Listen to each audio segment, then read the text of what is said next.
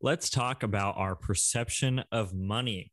Having a healthy relationship with money is important. And what that means is understanding what money is, what it can do for you, and how you can view it. It's important for me to include this because oftentimes people tell me that they believe only bad people have money, that they don't care about getting out of debt or ever having wealth because then that would make them a bad or shallow person. And that is simply not true. So, what is money? Money is a tool, it's an object. We trade to get things we need to survive. I will agree that the more money we accrue, the easier it is to see people's characters. And that's a good thing. Generous people give. The more we have to give, the more we can give. The more money we have, the better lives we can provide for ourselves, and the more we can bless others. Money shows people's characters. If you're a good person without money, odds are you're going to be a good person with money, and vice versa. Money itself doesn't change your character. We decide that. So by getting out of debt and beginning to build wealth, we can excuse me there. By getting out of debt and beginning to build wealth, we can potentially bless our family for generations to come. And that sounds like a great thing to me too. Got to help yourself before you can help others because right now we are at negative money. I also want to say this. I'm not trying to convince you that money is a good thing. I mention these things because it may be necessary to have a perspective shift on your relationship with money before we continue moving forward. Here's five myths. Here's five myths about money. That word is weird to me. And how we view money matters. Let's go back to the fitness. If I hate the gym, odds are I'll never go to it. If I hate money, odds are I'll never have it. So myth number one is that money is the root of all evil. It's not true. Money doesn't get up and put us in a chokehold and force us to do bad things. Secondly, having more money will stress you out. Not true. If anything, I'd say having more money will bring you less stress, but more options and more good options. Once you're debt free, you'll be asking yourself questions like, should I put this extra money into some index funds or should I use it to start my business? That's a great stressor to have. Thirdly, wanting more money makes you a greedy person. Nope, not true. The desire for money doesn't make you greedy. A desire without purpose becomes greedy. If I say I would like to have $10,000 in my bank account so I know that if a medical emergency happens, I'll be covered for the next 6 months. Does that sound greedy to you? It doesn't to me either.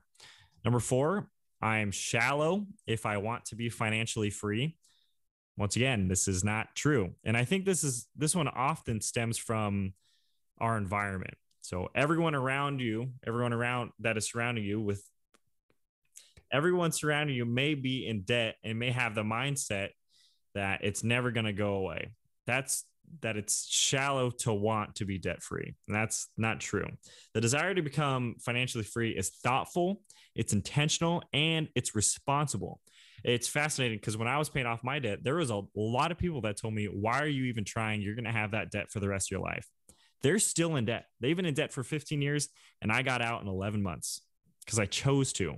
So don't let your environment make you believe that becoming financially free isn't possible and it's a shallow thing to do. Incorrect. Number 5, having money will turn you into a monster.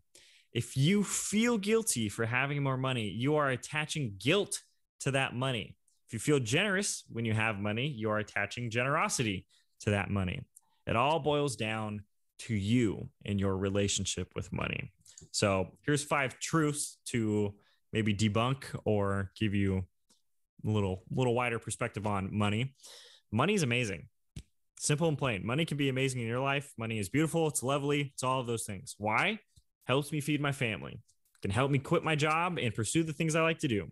Can help me pay for my child's college. It's fantastic. I love this stuff. Money has the power to positively change the world. Despite whatever your personal opinion about Senor Gates, Mr. Bill Gates is, he accrued an insane amount of money and has dedicated his life to philanthropy. I said that weird, huh? Yeah, he dedicated his life to philanthropy, and the primary goals of his and his wife's foundation is to enhance healthcare and reduce extreme poverty across the globe, and to expand educational opportunities and access to information technology in the U.S. All of that sounds great to me. Just take it at face value. That all sounds great to me. Whatever your opinion of Bill Gates is, forget about it. But imagine if you had the power to help reduce extreme poverty and expand technological information opportunities in the US. Sounds great. It sounds like a great use of money. It sounds like a great cause. So, number 3, money creates opportunities. Having money opens doors previously unopened, such as retiring at an earlier age, not having your child have any debt, or being able to take your spouse out for dinner without worrying that you're going to go into overdraft. All good things. Money with a purpose is powerful. Taking every dollar we have and assigning each little dollar a purpose has a lot of power. $20,000 toward paying off credit card debt is purposeful and it's powerful, right? Lastly, number 5, as I've previously stated, money exposes character. Money also allows you to be more yourself. The freedom to be, the freedom to have, the freedom to do. Money helps provide that for you. So watch your mouth. Watch your mouth, your brain, and your friends. Watch your mouth. Similar to what we touched on in previous videos about habits, behaviors, and identities, we need to watch how we speak about money, because after all, it's influencing our relationship with it. And the identity we're building right now for ourselves is that we are financially wise individuals. So after all, you wouldn't badmouth one of your friends, right? So don't badmouth yourself and don't badmouth money. For example, instead of saying, woe is me, I'll never get out of debt, say to yourself, I am willing to do what it takes to become debt-free and I will pay it off. It's strong, it's confident, and you're both of those things. Or maybe more on topic, oh man, I wish I had more money. Say, I have all the resources I need in order to pay off my debt. Get specific. That's a true statement. You have yourself. You are the primary resource. You are all that you need to get yourself out of debt. That and your dedication. Next, you got to watch your brain. Gratitude goes a long way. Even though you are in debt, you should still be living a life of gratitude, still being appreciative for what you have. And I don't think I've ever felt more grateful than when I was living in my car, starving and broke. I was grateful to be alive. I was grateful to have an opportunity to pay my debt off. I was grateful to have friends. I was grateful to wake up. So gratitude inspires hope, and hope inspires faith. And we're going to need those things to get your debt paid off. Gratitude is a key component of wealth. And even though you have debt, find things to be grateful for. Acknowledge your growth during this experience and appreciate every step you take forward. I'm thankful I didn't shop online today. I'm thankful I ordered an appetizer instead of an entree, saving $10, $20. I'm thankful I made the kids lunches instead of going through the drive-thru.